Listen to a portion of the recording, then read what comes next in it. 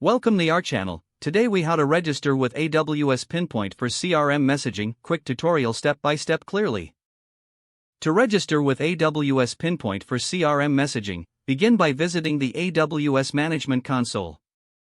Log into your AWS account using your credentials. Once logged in, navigate to the Services menu at the top left of the screen. In the search bar, type Pinpoint and select Pinpoint from the drop-down list. You will be taken to the Amazon Pinpoint dashboard. Click on the Create a Project button to start a new project. Enter a name for your project in the designated field. Optionally, add a description to provide more context about the project. After filling in the details, click on Create. Your new project will now be created and displayed on the dashboard. Next, select the project you just created. In the project settings, click on Add Channel to enable messaging services.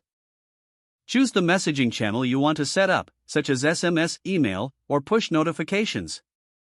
Follow the on-screen instructions to configure your chosen channel. For SMS, you may need to request a phone number or shortcode. Complete the necessary identity verification and compliance requirements. Once your channel is set up, navigate to the Campaigns section to create your messaging campaigns. Click on Create a Campaign and fill out the required fields. Select the target audience for your campaign. Configure the message content and specify scheduling details. Review your campaign settings and click Create Campaign to finalize. To monitor your messaging performance, return to the dashboard. Explore the Analytics section to track engagement metrics and improve future campaigns. With these steps, you are now registered and set up with AWS Pinpoint for CRM messaging. You can begin sending targeted messages to your audience efficiently. If the page does not load, refresh the browser or try again in a private or incognito window. Make sure you are using the correct email address, then if your password is not accepted, use the reset option and create a new strong password you can remember.